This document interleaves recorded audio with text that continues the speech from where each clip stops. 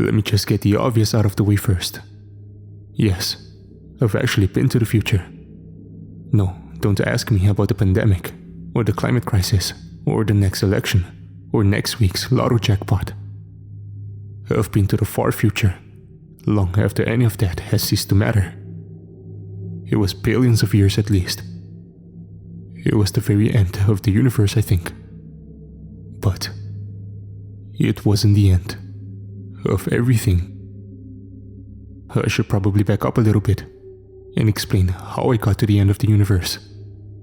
I'm an Air Force officer and was selected to be the test subject of what my superiors referred to as chrononautical kitty hawk, out in the middle of the Pacific Ocean, relatively close to the Hawaiian Islands.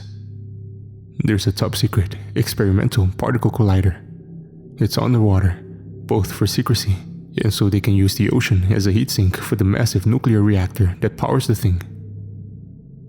I wasn't privy to all the details, so I don't even know who's funding it. There were definitely a lot of non-Americans there, so I'm pretty sure it's an international collaboration.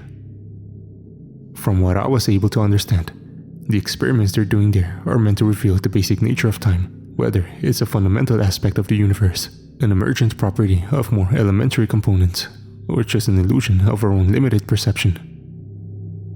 The collider produced an unknown and, based on what some of the researchers told me, previously untheorized particle that caused bizarre temporal effects when they interacted with ordinary matter.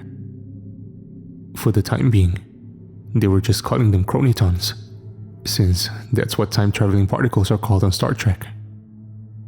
When they saturated an object with these chronitons, it would vanish for a period of time, roughly proportional to its mass, and then reappear in the exact same space. Sometimes the objects would be detectably hotter or colder. Sometimes they'd be damaged.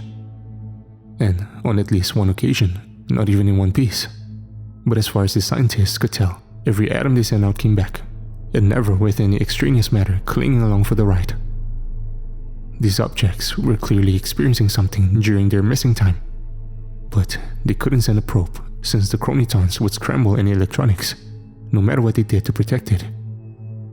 It was decided they needed to send a human test subject to report back on what they encountered. I was chosen because I hit the exact sweet spot of having the necessary skills and temperament, while also being sufficiently commonplace that I should never return. My commanders would write it off as acceptable losses. I was assured that the chroniton radiation was non-ionizing, and that the tests they had run on biological samples showed no immediate or short-term ill effects. As for long-term effects, well, we just have to wait and see, wouldn't we? At this point, you may be asking yourself what I was getting paid to expose myself to unknown radiation and get blasted God knows how far into the future.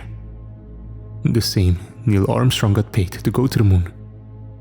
But because absolutely nothing outside of my regular salary.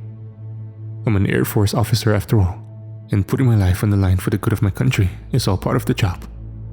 I should be honored to have the privilege of being the first person sent into the future, they insisted. If the experiments were ever declassified, I would be famous, immortalized even. And if I refused, I'd almost certainly be sent to a military prison for insubordination. So, back to the future it was. I stepped into the collider, wearing a pressurized environmental hazard suit. This was necessary, not only out of concern for traveling to an unknown environment, but also because the interior of the collider needed to be evacuated of air to function properly. The collider itself was a 100-foot wide tunnel that stretched on for miles, paneled with a shiny gray alloy that I had been told to be invented just for the project. Every few hundred feet, there was a glowing humming ring of classified tech encircling the perimeter, all of them pulsing in perfect synchrony. There was no sound in the airless tunnels, of course, but I could feel their thrumming vibrations through my boots. And it was a sensation that I could only describe as humming. The rings were all interconnected by 4 evenly spaced conduits that ran the entire length of the collider, each pulsing with an orbiting light, which, in spite of the much greater distance, matched the RPM of the rings. I took my place on the clearly marked platform, and looked up to caged flashing lights that counted down the ignition sequence, protected from the chronitons by a recess in the collider wall. The near total silence was unnerving. All I could hear was my own breathing. I didn't even have a radio in my suit, since it would have just been scrapped by the chroniton wave. If there were any last-minute instructions, they would only be conveyed through the display in front of me.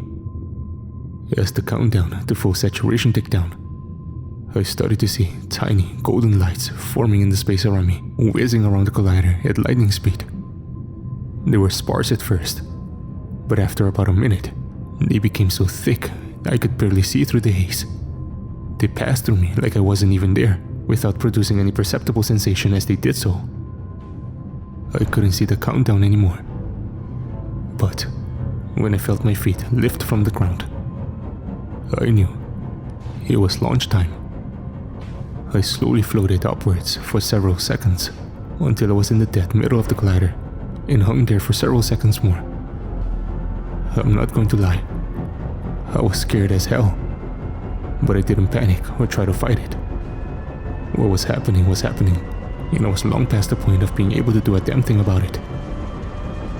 Without any sort of warning, I was catapulted forward at what felt like at least 5 Gs of force.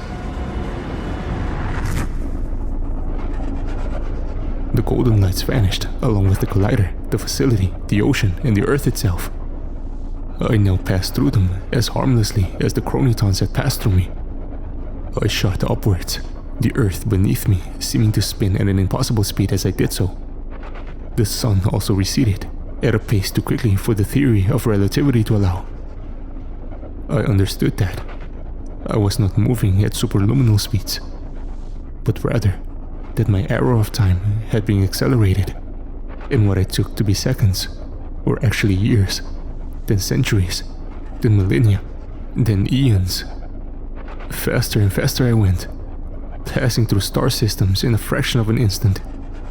So quickly that I orbited the entire galaxy once every few seconds, like I was caught on some kind of out-of-control galactic treadmill.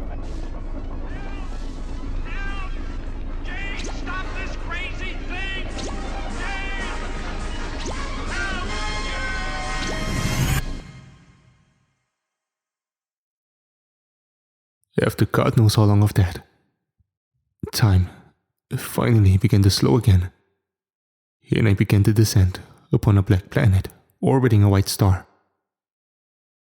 Somehow, intuitively, I understood that this was Earth.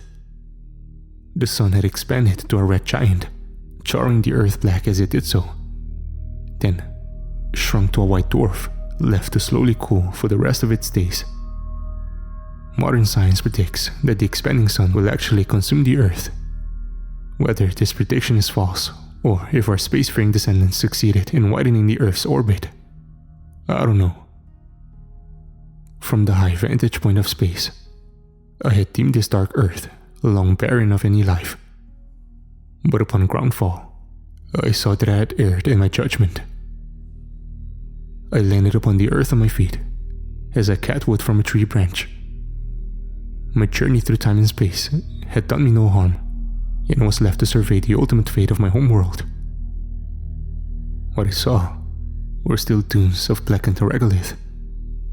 Long ago, the warming sun had evaporated the oceans and ruined the atmosphere for photosynthetic life. The forces of entropy and erosion had beaten down all mountains and man-made structures, grinding them to dust. I could not help but be reminded of the poem Ozymandias, seeing everything lost to the global desert. The molten core had cooled, and the magnetosphere weakened, leaving a more powerful solar wind to irradiate the surface and gradually strip the atmosphere away. The red sun, though an infernal fury in its death throes, had long since diminished to the white dwarf that hung in the darkened sky now. Though what was left of the atmosphere would surely no longer be breathable to me were I to remove my helmet. The temperature was at least tolerable. All reason told me that nothing could have survived such a cascade of apocalypses. And yet, only a few hundred yards away from where I stood, there was a single tree. If I had to guess, I'd say it was nearly 1,000 feet tall. Its bark was black, but not burnt. Its dark leaves were sparse, but present, and many moon-white blossoms bloomed upon its branches. The tree cast a long shadow, like a sundial. At its edge stood 12 evenly spaced humanoid statues in a circle, alternating male and female. They were large, but not enormous, each being approximately 12 times my own height. Each had been hewn from a different color of translucent crystal, exposing a luminescent network of veins and arteries lying within. Each statue held at least 2 orbs of light within themselves, one in their heads and one in their chests, while a lone statue made in the image of a pregnant woman held a third and much brighter orb in her massive belly. I staggered towards the figures in awe, thinking that they were some sort of memorial left long ago by the last humans. Something that could, unironically, bear the words, "Look upon my works, ye mighty, and despair." All of humanity's final collective genius put into crafting everlasting monuments to our existence that would stand until the end of time. A single last act of defiance against the uncaring and undying void. That even when the earth had laid fallow for many times the length it ever bore life and all was reduced to ash, this one single testament, not only to our existence, but our exceptionality, remained standing at the end of all things. I stopped when I was in reach of one of the statues. Gazing up at it in wonder and reverence, I noted that what I thought had merely been an aura of light around it was in fact composed of some vaporous substance that actively recoiled from my presence. In an act that seemed blasphemously daring to me, I tentatively stretched out my gloved hand and placed it upon the crystal surface. At the moment of contact, I felt a strange sensation flow through my body.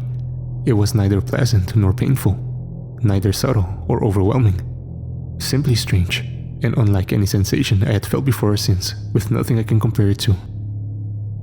It was then that the statue turned its head to look down at me.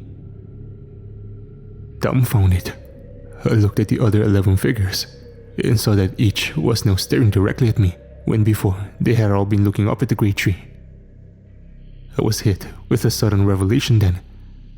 This was not a monument left by the last men. These were the last men standing vigil around the last tree. They spoke to me then with some form of telepathy, not with words, but with concepts, the language of thought that my mind processed in words and imagery and feelings. I perceived that they were the last of our post-human descendants, their bodies made of materials utterly alien to the natural universe, of which even our greatest intellects have yet to hypothesize about. Each of them alone possessed knowledge which dwarfed that of our entire civilization. Cognitive capacities beyond our own, not only in degree, but in kind, and a godlike control over the forces of nature. In fairer days, many thousands of such entities had once walked the earth, alongside a diverse array of both traditionally human and radically post-human races, and millions more dwelt among the stars. But over the vast stretches of cosmic time, even their race had dwindled. Some had perished in astronomically rare and powerful cataclysms, or in combat with other titans. Most, though, had transcended to even greater forms than the ones that stood before me, and left our reality behind, as a hermit crab might discard a shell it had outgrown. Now, just the 12 before me were all that remained of their kind.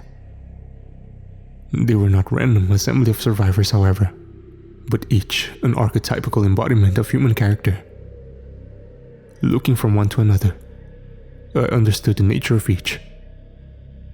There was the humble commoner, the innocent maiden, the mischievous trickster, the wise sage, the bold adventurer, the skilled huntress, the defiant rebel, the passionate artist, the brave hero, the carnal lover, the powerful king, and the caring mother. Each held within themselves that which mattered most to them, what they deemed best of humanity, what they had sworn to safeguard until the universe itself was no more. And that time was now upon us. I saw then in their minds the nature of the apocalypse before us. The Big Rip. The dark energy of the universe having grown ever greater, greater even than gravity, until millions of years ago the Milky Way and every other galaxy in creation had come undone, the stars shooting off from their orbits and into the intergalactic void. Months ago, solar systems had suffered the same fate, planets breaking off from their parent stars, the Earth only remaining by the designs of the titans before me. In the final moments, the Earth itself would fall apart, followed by exponentially smaller constituents of matter, and then even space-time itself in a big rip singularity. Even the titans would succumb to this apocalypse. But even in the face of their demise, I sensed that they still held hope. It was the mother who was the source of this hope, for the glowing light gestating within her womb was not a titan child, but a new Big Bang singularity. Its design was born from the minds of each of the 12 titans, its form forged from their own essences. If they were successful, this new singularity would survive the Big Rip and then explode into a new universe all its own. And they would be reborn as its gods. It was then that the earth beneath my feet began to shake, and I knew that it was time. The leaves and flowers all fell from the tree, their wafting the scent, the final omen that life could not endure any longer, an omen the mother defied as she went into labor. The titans burst out into a hymn then, and in that moment, their fate was the same as any other human, knowing they were to die with only faith that they would survive in some new form.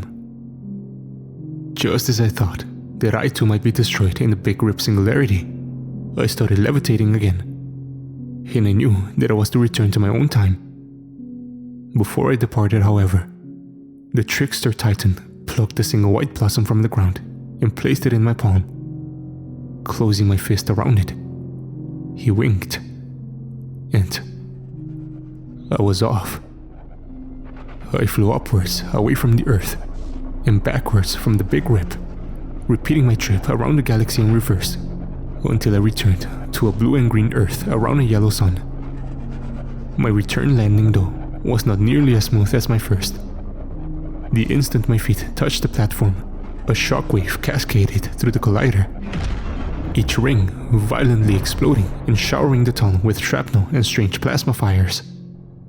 The collider wall burst open and seawater came rushing in, sweeping me away and up towards the surface. I let go of the flower during all this, losing it to underwater eddies. I knew the flower was the cause of the explosion. None of the other tests had ever brought anything back with them. The trickster had used his power to give me an impossible gift, and the cost was the destruction of the entire facility. I wasn't the only survivor, fortunately, but the facility was destroyed beyond repair. When I was debriefed, I told them about the flower, about everything, but they didn't believe me. They took the absence of the flower as proof that the whole thing was a fever dream, that nothing I had experienced was real. I felt a bit like Cassandra then, having been gifted with a divine revelation that no one would believe. But on the bright side, it means they didn't fault me with the destruction of the facility. I don't know if they intend to rebuild the facility or not, but if they do, they'll surely think long and hard before risking another human test subject. Billions of dollars for a weird drug trip is a bit pricey after all. After a battery of tests and a lengthy observation period, I was released and allowed to return to active duty, deemed to be none the worse for wear after my brief visit to the end of time. I also, of course, had to sign a non-disclosure agreement, swearing to never breathe a word about any of it to anyone. So, why am I telling you all of this now? Because the flower came back to me,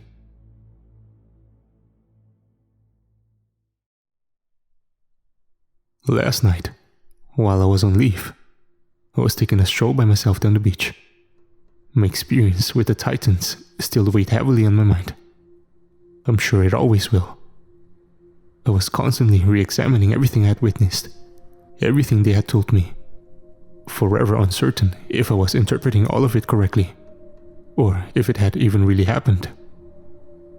I wondered if the Titans had been successful in creating a new universe, if they had been reborn to it, or if they had failed their greatest trial and were torn apart with everything else, leaving only true existential nothingness in their wake.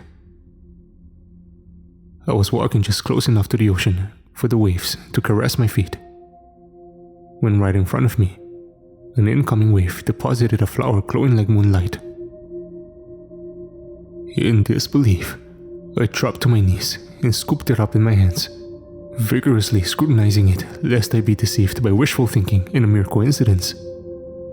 But there was no doubt in my mind that it was the same flower. The flower from the last tree the trickster Titan had given me. A radiant, silvery white lotus bloom, stamens of metallic hydrogen and speckles of starlight upon its flawless petals. It had returned to me. I know not why the trickster gave it to me, but it appears it is not a gift that can be discarded so easily. I had not given much thought to the tree before then, to be honest. If anything, I had thought its survival a mere token of act of conservationism by the Titans. But the gift of its flower and its impossible return indicated that it was more than this. Did the tree serve some part of the Titans' ultimate plans? Did taking the flower back to the present with me aid in their goals? Am I supposed to do something with it? I can't know for certain, of course, but I think the answer to all of those is yes. Beyond that, I have no idea. I wish that the trickster had given me more than a wink in instructions. Maybe my mortal limitations are to be blamed for being so obtuse, but it seems if they were so important, they could have found a way to make their intentions clear to me. As much as I would like to believe I am the chosen one, meant to enact the will of the gods to ensure the salvation of all reality, there is one doubt that lingers in my mind. Why was it the trickster Titan who gave me the flower? If it had been their collective will that I take the flower back in my own time, then nearly any one of them other than the trickster would have been a more suitable gift bearer, save maybe for the rebel. Was it simply that he was the nearest to me at the moment? Or is it not more likely that he was playing a trick on me or his fellows by giving me the flower? Or is it merely that my mission requires some uncertainty, some doubt, some lack of any clear directive to succeed? Over and over again, I've been asking myself why it was the trickster who gave me the flower. The only answer that comes to me is a quote from the author, Neil Gaiman. Of course, it was Loki. It's always Loki.